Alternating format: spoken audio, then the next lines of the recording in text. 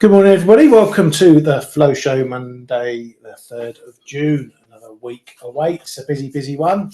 I'm back in the saddle. Looking forward to getting stuck into things this week. Morning, Kay. How's it going, mate? Good morning, Ryan. Good morning, everybody. Welcome to June. Yeah, it's going all right. Had a weather-wise pleasant weekend, so we are ready to attack June. Yes, well, the month has started off very nice, although first day back at work, the clouds have appeared again. Must be me. But yes, and thank you for covering the show for the last few days of the week last week. Right, my pleasure, mate. My pleasure. I hope the boys and girls kept you entertained and were good. Yeah, they behaved very well. I'm very satisfied of the class. They all get an extra point for good behavior. Good. I don't know what points they are, but they can have some anyway. Right, let's get weighing into it. Over in China, their moves to prop up the auto sector, they're putting forward 6.44 billion yuan for vehicle trade-in subsidies, trying to kickstart that over there, on top of all the housing stuff as well, still trying to get the domestic economy ticking over a little bit. Over in Japan, did you cover the intervention? Oh, yeah.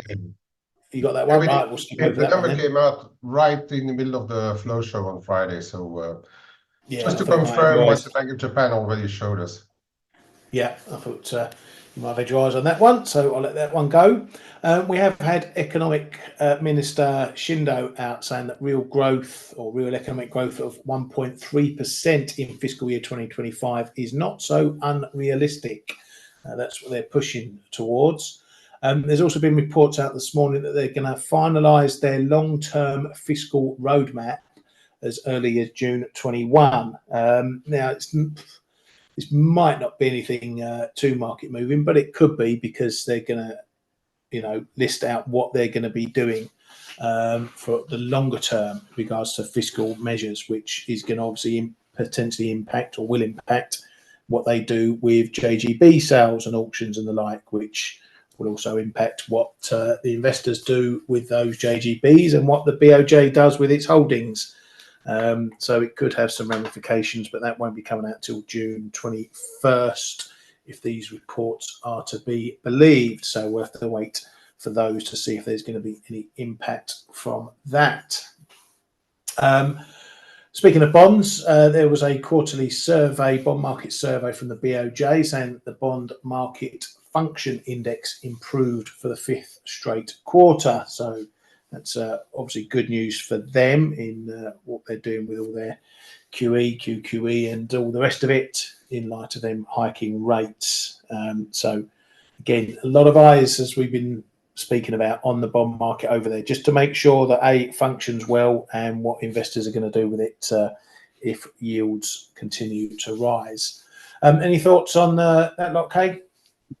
Not really. Kishida already said that they are not planning any tax cuts, right? So that is something that should be known, unless big surprise. I think they are going to try and get as close as possible to a neutral one. Whether that's possible, that depends on how much income they will have had. I haven't read up on it either. It's one that came out over the weekend. I perhaps need to look at some data somewhere if I can find them, but no big assumptions on that one right now. It's just that we heard on Friday the Bank of Japan keeping their bond scheduled buying unchanged for the month of June, which is, we know in May they reduced it somewhat versus the prior months. So this is now the new scheme, which sort of, but perhaps not completely, covers all the redemptions needed. So keep an eye on. They so far haven't done anything above 1% in the 10-year JGB specifically. No unscheduled one, so that's leaving the door open to a bit of speculation on the monetary policy side. But to come back on the budget, I don't know yet, is the short answer. Yeah, thank you very much, mate. No worries. Right, over to a bit of data that we've had out, and it's been manufacturing PMI day so far today. Over in Australia, PMI there improving by a pip, but staying in the negative. In Japan, it dropped by a pip, missing expectations, but it stays in the positive. China as well, seeing a pip improvement over expectations, 3 pips up on the prior number. So good news there. Spain shining brightest amongst the Eurozone nations as well, the major Eurozone nations, coming in at 54.0, well up over the expectations and last month. Switzerland as well, bit of an improvement there, still negative though. Italy let the side down this month, that dropped to 45.6, so quite a chunk down, missing expectations. Was expected to go up, but it went down. France as well saw an improvement over last month, but a miss of expectations, again a negative reading. Germany came in all unchanged over a flash number. Then we get into the pan-Eurozone number there, 47.3, so just a little dip over the flash number, 47.4, but still an improvement on last month. The UK as well, given a pip back in the final number versus the flash estimate, 51.3, but still confirming that move into expansion. So the PMI data, not offering too much for the market there, and certainly nothing really ahead of the ECB for the Eurozone, although all bar Germany have seen higher price pressures in this data. So still seeing some heavy price pressures coming in. So that's why we had those warnings from the ECB members that inflation might bounce a bit over the next couple of months. And obviously we saw that on Friday as well. ECB Centeno, looking at last week's inflation numbers, said that the May inflation acceleration is only slightly above forecast, but that still allows us to start the easing cycle. France had their long-term rating lowered to AA minus from AA. That was on their deterioration of a budgetary position. The outlook remains stable. That's from the S&P. There were a couple others as well. DBRS changed the Spanish trend to positive, confirmed its rating at A. They also confirmed Germany at AAA in a stable trend. We also got the PCE data from the US last week, all pretty much bang in line with expectations and last month. So no change to PCE there. So still keeping the stickiness, shall we say, in the inflation numbers over there. Income and spending numbers, a little miss on spending, but pretty much as expected there as well. Over in Canada, we had GDP data, which came in a little bit softer, although the monthly number came in at up 0.3%. The Q1 data came in at 1.7, missing expectations at 2.2, but it was up over the prior reading as well. So that was the annualized number. The quarterly number, also a little bit of an improvement. And as you can see, they logged in the March number as well, came in flat. So a little bit mixed on the data there. After the PCE data, Fed swaps still see at least one rate cut for the Fed in 2024. But over at the BOC, chances for a June cut this week, because their meeting's on Wednesday, has rose to 80% from 66%. That was sitting before the GDP data. So the market taking a pretty dour look at that. Kay, we've ramped up. It caught me by surprise when I was looking at the BOC. I wasn't expecting expectations for a cut this week, but it's really ramped up significantly since that inflation report. I think it's a combination, Ryan, of everything that we've seen over the past week and a half, 2 weeks, and perhaps that lower GDP print, which is still Q1. I mean, we are entering the last month of Q2, so it's still a bit backward looking. But I think it just added a little bit to the expectations. You know, But it's a combination of everything that we saw over the past couple of weeks in Canada. So, well, I've been talking about it on last few flow shows of the week. I think it is possible that they go this week. It will be a how shall I say, touch and go to do it. But I would assume, because there have been one comment, if I recall correctly, that the high rates are starting to weigh on people, and that they're a little bit worried about all of a sudden immigration becoming an issue for the jobs market and stuff as well. Even though it's not their mandate, but they could actually go this week. But I think the expectations, as you were wondering, I think it's just a combination of everything, and also, you know, the combination of their inflation not going up, where the rest of the majors are remaining extremely sticky. So it's a bit of a, you know what, sometimes, and I have to come back onto it, where personally I think I need to come back onto it.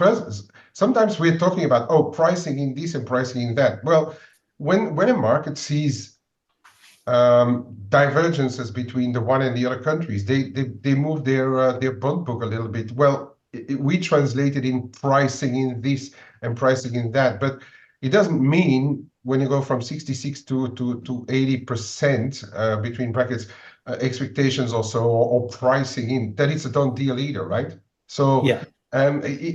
we always have to be a little bit careful about it. I do think that, according to how I heard the McLaren being a bit cautious as well, and there is a possibility they go this week. And is it completely priced into the Canadian dollar? That remains to be seen. We've had a bit of dollar selling and Canadian dollar buying towards the end of the month. Now it's starting to correct a bit. I think it is possible. I did buy a bit of a dollar CAD call instead of, well, I have a little bit of cash right now, but nothing that's going to hurt anything. But I think it is a possibility, and that perhaps the Canadian dollar could suffer a little bit on the back of it. Yeah, as I say, I saw the expectations, you know, and these ones saying 80%. It seems a bit high. I mean, they haven't really been indicating that, you know, any sort of timeline for cuts. Only that they're potentially getting close. I think it was beginning of May. Macklem came out and said they're getting closer towards cutting. But yeah, is the market swung a bit too far? Do you think might it be more of a 50-50 outcome? Well, if you look at if you take for let's say at face value pricing in 80%, so I mean there's only 20% risk if you take the other side that they do not go. That may be a bit overpriced. But then if you look at what's happening in the value of the Canadian dollar, for instance, there's not too much priced in there, right?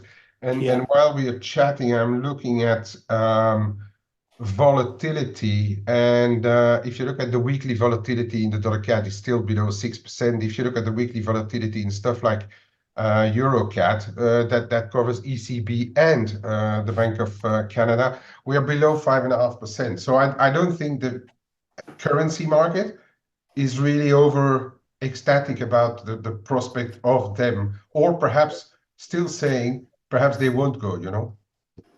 Yeah, and I think, you know, we've been saying it for months. You know, we're only arguing over the calendar here, not whether they cut at all. So yeah, I mean, dollar CAD's not doing an awful lot. It's been in a pretty tight range for quite some time. So yeah, I guess we'll have to wait till Wednesday, see what Macklem pops up with, whether it is a, you know, a bit more. I think if they do cut, yeah, that might see a bit of reaction. But I think it's also the whatever forward guidance we're going to get. Is this going to be followed up by a quick cut, or is it going to be a one and hold, and wait to see what else is coming? So yeah, lots to come for that one. Yeah, I think the new word now for the central banks, even those who start to cut like the ECB, I think the new word's going to be cautious, and that's going to be the new word. We've changed the terminology over the pandemic a few times. I think now it's going to be cautious, and same could be said for the ECB, of course. The data that we got last week are not of the sort of ECB embarking on a major cutting cycle month after month, or meeting after meeting, right? So there as well, I think we have to look at June. That would be a crime if they don't cut, because they all virtually announced it. And but then July is by no means a done thing, right? Yeah, yeah. I think after that CPR Friday, it's even less of a done thing for July. Definitely. And they're going to be cautious about it all the way down. All the central banks are going to be. But anyway, we know roughly where the ECB's at. We'll know where the the BOC is going to be at on Wednesday. So, but we can dig into that in a bit more. TD Securities certainly see them cutting rates at their June meeting. They had their timeline a little bit later out in the year, and they've now slapped it back into June. On the geopolitical front, we've had all these elections dropping over in Mexico. They have their first female president there, sweeping up with a big majority. Claudia Sheinbaum picked that up over there. Donald Mex has been on a bit of a tear since all the results have come out. So it doesn't look like the market's taking it as business as usual from that election. The party hasn't changed, still the same party. There has been some commentary, talk, whatever you want to call it, analysis about it, that the majority, certainly something I've heard, that the majority may lead to more state involvement in things, right? So less private involvement, which is obviously not good from an investor standpoint and a foreign investor standpoint. So that could be one of the reasons. But Kay, you've heard some other bits and bobs as well. Yeah, that's absolutely it, Ryan. The investors are not looking at the because they are steering into a majority now, in an absolute majority in Congress, and that means that some of the unpopular reforms or injections or back into Pemex again, and on the other hand, concessions being taken away from foreign investors. That is now a chance if there is if that opens a bit of a naughty box there in Mexico. Now, we haven't really heard what she is going to do, so this could again be one of those situations where the market goes all panicky on the mix. We have seen those kind of moves in the past, and then all of a sudden says like, well, actually she won't completely derail everything, and then coming back. But it's a bit of a dangerous one to stand in front this one. Yeah, as we've been discussing that last week as well. This was the possibility. It was very quiet this morning in Asia, extremely quiet. So I thought like trade that euro makes resistance around 1850, but it just rammed through, and I very quickly let that one go, and not going to stand in the way of this train right now, because I still want to see what the first day of trading in the Americas are going to tell us about the Mexican peso. That should be an interesting session today. Yeah, and a big level we got here at this 1740. We've been here before. Take out that big old spike move that you can see there. This has been a real doozy of a level when we were coming down, and then after we broke it, and we've been above and below, as you can see. It's very, very solid resistance. But coloured lines don't give a monkeys about political ramifications and what investors want to do. But just one to keep an eye on. If we break above there, then we could be looking at 18s not too long after. We shall see. But keep an eye on that one if you're trading the MEX. Over in South Africa, the ANC won the overall election, but its majority dropped to 40.2%. The DA, Democratic Alliance, pulled in just under 22%, and the MK party just came in under 15%. Obviously, that's the party that Jacob Zuma's now taken charge of, and a lot of eyes were on that. What's happening over there now is they are looking at coalitions and whatever, and it looks like an ANC DA alliance coalition is likely to be favoured. What that means going forward, they still need to fix the problems that have been plaguing South Africa for a long while. So we had seen the rand gaining a little bit, but overall it's not doing an awful lot. Okay, I'm wondering how long before the election goes into the rearview mirror and it's back to business as usual and the problems that they've got over there. Yeah, we still have to know who exactly it's going to be. I think that keeps enough of the uncertainty. But yeah, again, election promises, we know how much they can be or not be worth. They said they were going to sort out all the Eskom problems and Transnet problems, but that remains to be seen. Still South Africa. Yeah, and then that little feat of their geopolitical stance, which is a lot closer to Russia and China, than what the West would like. So I think there's a bit to at play as well.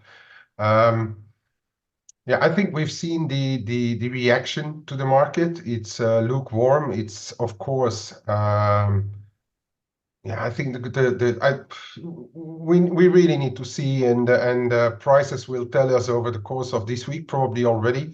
I'm still reluctant to buy the positivity of it. As I've been saying, I think it was before when we had this move down to 18. I think that was a big hopium trade, which we now can see the reaction afterwards. That we're just coming back to where we were before.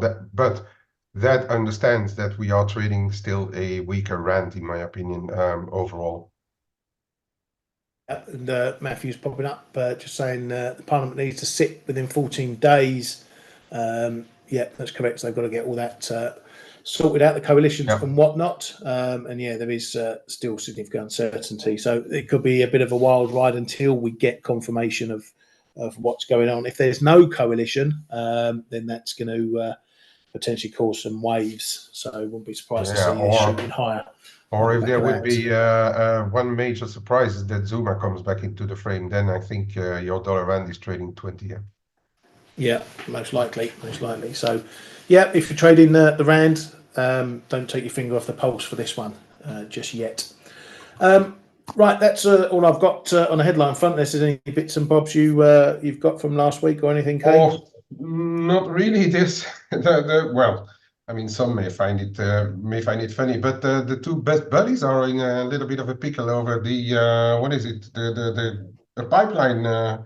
China is trying to charge Russia too much for Russia's liking for a new pipeline coming in there, and so they're playing a bit of a hard ball with Russia. I mean, I'd say it's coming from the Chinese. It's only half a surprise, but yeah, that one is perhaps one to keep an eye on. And then China it's not looking great around Taiwan. They've done their military drills over there, and there's a lot of heated comments now after the Taiwanese elections. So we need to keep an eye on what's happening on that side of the world as well. Yeah, very much so. Right, let's have a look. Morning, Ali. Hope you're doing all right. What are you up to this week? Your long dollar yen, 156.80. So you're looking okay on that. Another short in euro sterling. Well, you're the other side to a lot of people at the moment, Ali. And where's it gone? There we go. Euro sterling is still holding the line, just about. We've had a couple of little knocks below, but it's still holding. Seeing a little bit of a push up today. Doesn't look like we may go too far, though, given that we've got the ECB coming up. Market's going to want to think about that. Kate, your early thoughts on the ECB? There's no real reason to sell it unless there's a surprise indication that July's a live meeting. They've pretty much told us for the last 3 months what they're going to be doing in June. So is there any situation where we see a significant drop in the euro? Significant. from the ECB side Look of at the things. differentials and the option votes. Huh? I mean, Yeah, if you want to have a judge of how nervous a market is in the euro and in the euro dollar particularly, I would say they're not. So you know what I think? I sold a little euro on the spike pre-fixing, but that was already in the plan anyway. But I'm not looking for anything. I already took nearly half off on this little move lower here this morning. You know what? I think we may have a gentle slide perhaps into the ECB meeting because they are going to cut. But then, yeah, as you say, exactly. I mean, is the door open or closed for July? And I think the risk is that it's closed. And then you could actually see a little bit of a revival. Now, on beforehand, because we're talking about ECB, on beforehand, we can't forget that we have, and I know it's manufacturing data, but we have the ISM manufacturing out today, and we also have the jobs reports out this week for the dollar. So I, for one, am not going to go with any large positions in any of those data because get weaker ISMs in for the dollar. The dollar could get a little knock on the head, you know, into the job report as well. So I'm extremely cautious for the early week trading. And then, as I said, for the ECB, it's exactly as you say, door open or closed for July. yeah, very much. Well, let's have a look at what data we've got coming up this week. Tomorrow we got some Swiss CPI. They've got their meeting this month as well, so that'll be closely watched to see what they're going to do with rates. Any expectations for S&B?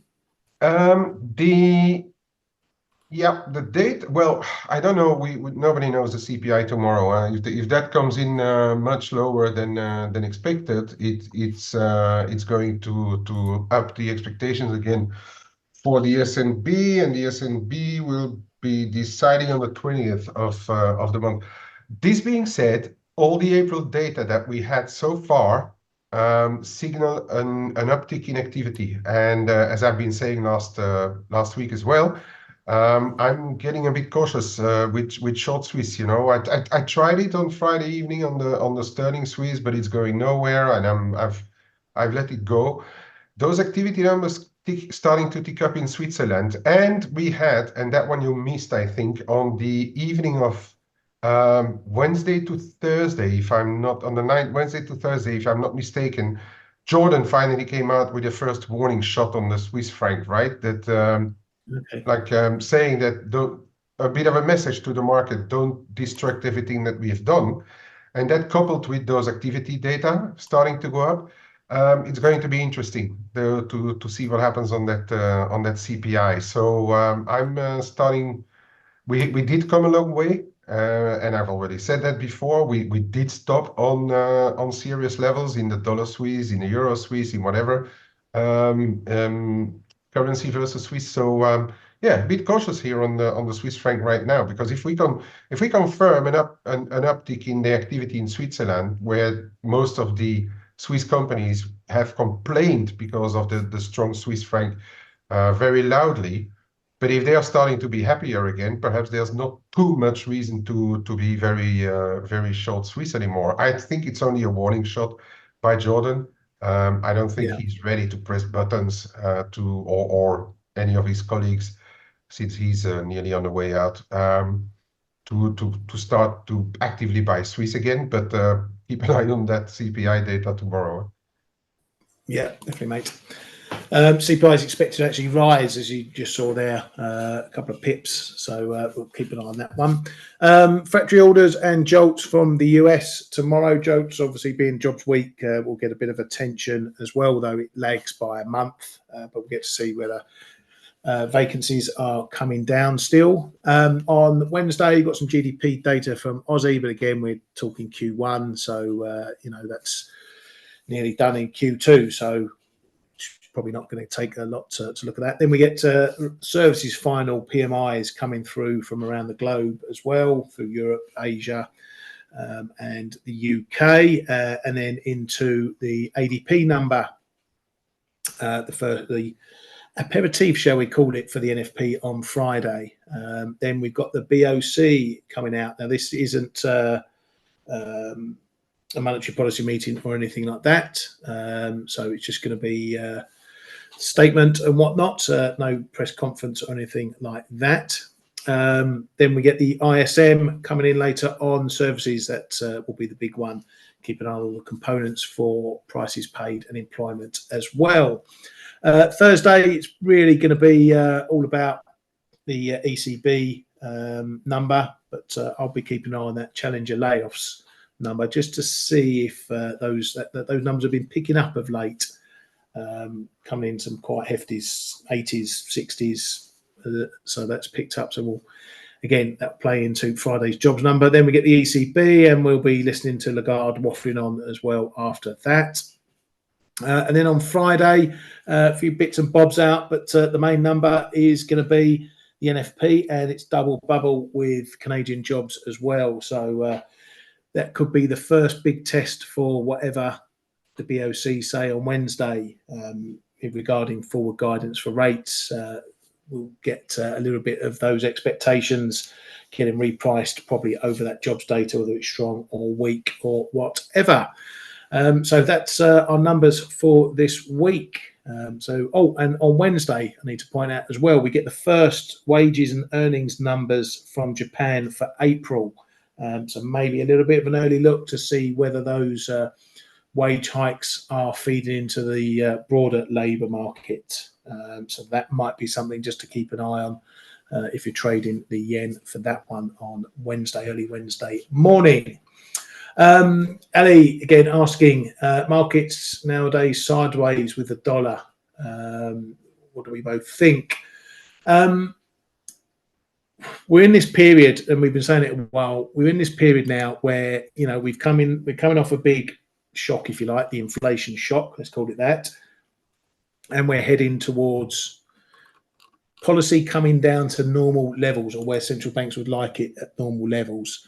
So it's really, let's take a clearer chart. It's really all about context, Ali. If you come into a short-term chart, you can see that the last, we've been in a pretty tight range. We've had a little bit of a bounce in April. Now we're going sideways a bit. Take a bit of a wider context, come out a bit, and you can see we're in a bit of a downtrend that's happened after we got that bounce late in the year. So a little bit of a downtrend, but overall, take it over the last 2 years, we've done nothing but go sideways in a pretty tight range. So that's your next bit of context. So come back a bit further, and then you've got all what happened with the inflation boost and rates being hiked in the US and whatever. So a big move there.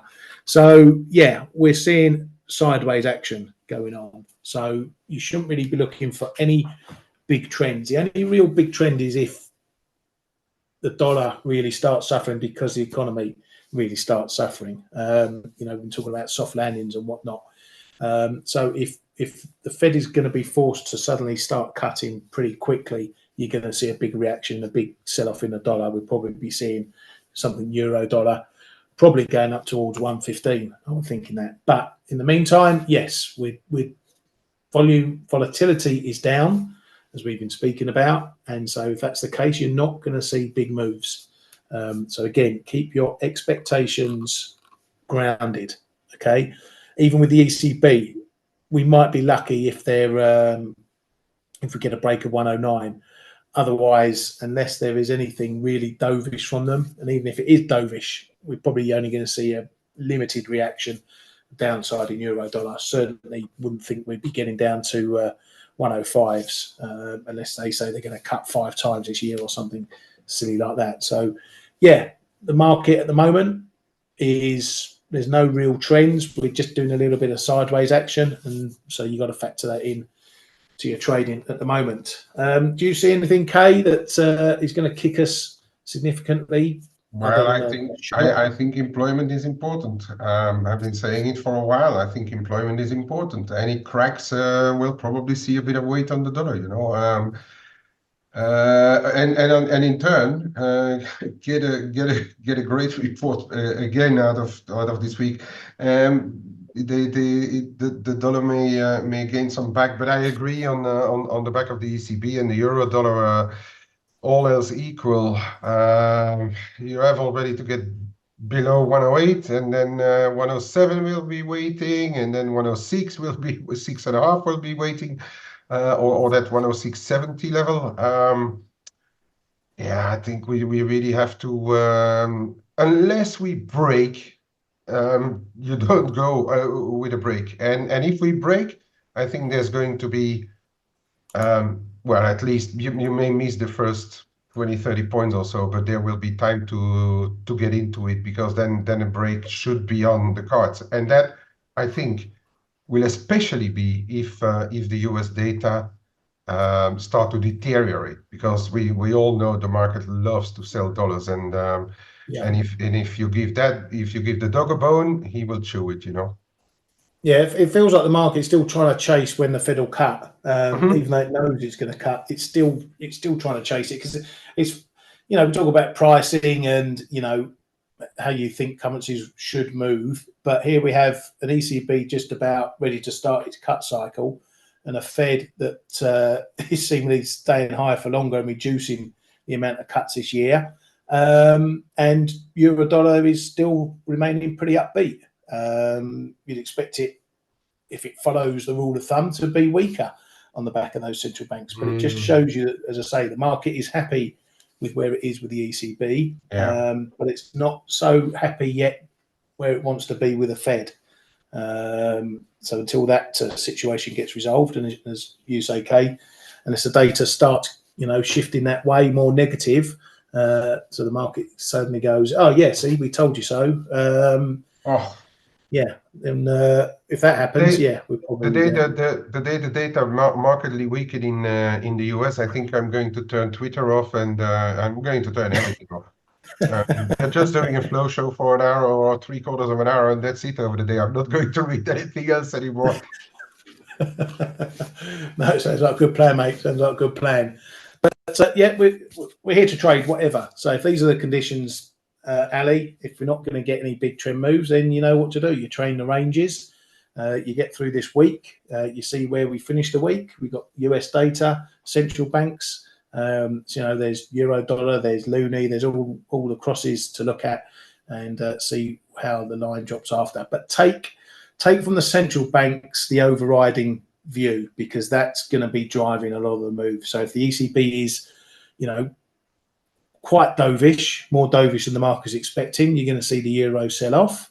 But is it enough to break 85 in euro sterling? Is it going to be enough to get us back down through 108 or down to 107 or more in euro dollar? If not, then you've got to think that you've got to stick with the trend that we've got at the moment. The short-term trends are clear from the charts on that. Kate, do you want to have a quick butchers around? Yeah, why not?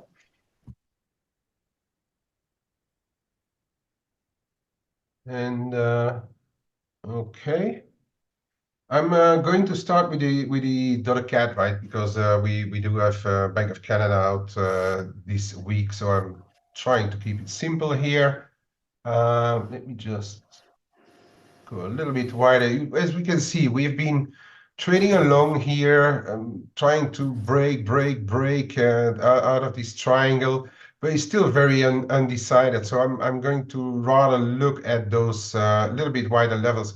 On Friday, we had a little look below this 136. I think it's on Friday evening we went down to low 136s, and now we're starting to bounce again. Or we bounce just to somewhere in the middle of it. I think the 136.60 is a relatively okay level to keep monitoring, because if we start to retake it, I think we can gradually into the Bank of Canada get back up into somewhere in the low 137s. I don't think that there is too much reason, unless we get extremely strong US data, to take it up anywhere close to 138 or so. But it is a possibility that we just continue to actually trade this range, and perhaps I should take this line away. above this major support here, which is 135.90, 136, call it, and below what should be a pretty decent resistance now, which is the 137.35.45. Okay, so I'm expecting the dollar CAD to hover around in that region for now. I'm a little bit on the more weaker side of the Canadian dollar right now, but very, very selectively. As I said, I do expect perhaps euro dollar to just gently drift lower towards this 107.90, 108, the figure again, all else equal. Okay, I mean, unless you get like weaker data already this afternoon on the PMIs, and I would say like keep an eye on that on that ISM stuff because usually it has the tendency of moving a bit more perhaps than the S&P Global or the other one. They changed names, right? PMI. So keep an eye on those ones. So a bit of a gentle slide lower because ECB is going to cut. That is in a possibility, barring bad news out of the US. Okay. You know, I've told you about this level in the dollar yen, and it's still being respected. We tried again at the end of the week as well to get a little bit higher on the dollar yen. We are still struggling with the 157.65, 158. Okay, so that is really one that on the top side should now be monitored. The yen is actually regaining some strength this morning. Could be just because we are the budget in Japan, but as Ryan already mentioned, we are going to have those wage numbers in the in Japan, and before that, we will have tomorrow a 10-year JGB auction. So there's two things that can actually move the yen a little bit, especially those wages, because there's been so much talk about those wages. They should be high. So look at the real wages, what they are doing. If they come out positive, then I think it may be a positive one for the yen as well. Okay, so that is what I would say. If they come out and it's a bit of a disappointment, then I suspect that we are going to retest this 157, call it 65, 158. Okay. On the downside, we have seen we are stopping around. That's our first stop here, 156.5. That's the first one to look. But I'd say, if anything, market moving for the yen or positive yen would come out, I think we really will have to look at what's happening in the low 155s for a real measurement of can this move now start to roll over, the longer term move, can it start to roll over and do some more corrections? And then I'm thinking, of course, about 153.5 in the middle, but can we get back to that big 152? So this week could actually be somewhat of a driver to tell us if there is a chance that we are going to get this move back down. So an interesting watch, I think, this week on the Japanese yen. All right, especially that the market is acting a bit positive. What I also think that is happening right here and now is people getting out of carry trades, and the MEX yen has been apparently an extremely popular carry trade, and the MEX getting hammered may have to do with the yen picking up speed as well today. So don't forget, we're not only trading dollar yen or euro yen or sterling yen or whatever. We are trading stuff like MEX yen as well, right? So keep an eye on what's happening to the Mexican peso because it may have an impact on your yen pairs as well. Quickly on the Antipodians, they're doing okay on the crosses, but they are struggling with their levels. And again here, starting the week, keep an eye on what's happening. 66.60, 66.75. I think if any US data tell us to be short dollars, if that 66.75 go, I think we can start to move higher again. Against that, we are seeing copper rallying a bit on what people say is on the back of those little bit better Chinese data also, but I don't know, it's a bit clutching at straws, I think, as well. But anyway, copper is doing okay. So Aussie is doing okay on the crosses, bit undecided on the dollar. Kiwi, the same thing. Although we had like spikes above, my zone here, 61.45, 61.55, and every spike above has been rejected so far. So this is one go above, hold above, and that's probably going to be the dollar telling us. And then if you hold above, then I think we're moving into the 62s. Otherwise, range 60, 85, 60, 65, 60, 75. Those are support levels. Only if we start to get below 60, then I think it's going to be extremely dangerous, of course, for the Kiwi. But that's already a pretty big move. I think the more possible thing is range trading, unless they get support from stuff like this. And this Euro Kiwi, people in the room know that I'm trying to see if we get this break of the 176 2040 zone. It has held a few times, many times actually. A little bit like your 85, but I wouldn't qualify in Euro sterling, but I wouldn't qualify it as such yet. But this looks to me like those bounces are getting a bit dead cattish, and I wouldn't be surprised if perhaps even before the ECB, providing the commods are holding up, that we see a bit of a move down to this mid 175s where I'm going to be happy if that really happens. But keep an eye on this 25.35, 2040 zone on the Euro Kiwi. Euro Aussie, less of a clear-cut move because we are in this triangle here. But if we start to get back below 163, we could see just tests of those prior lows. I think with commerce holding up, it is a possibility before the ECB that we get back down to those low 162s in the Euro Aussie. I think it's a possibility for as long as we stay below that famous. This was a little bit of a panicky spike there, but I would say still 163 half, 3/4 or something is the top side to monitor over there. But it is just possible that we slowly slide to a bit lower levels into the ECB. And after that, all bets off and a new market will start.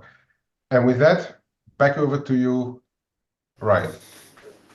Thank you very much, mate. Yeah, I think we'll call that a session for today, get set up for the week, and lots to get stuck into, as we've already said. So have a great week, everybody. Hope you trade well. Hope you make lots of pips. Thank you, Kate, as always. And we shall catch you tomorrow. Have a great day, everybody.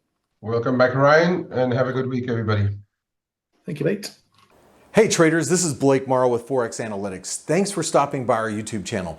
Don't forget to like these videos, share them, and subscribe to our channel so you don't miss any of the content that we provide here for free. Thanks for stopping by. I'll see you in the next video.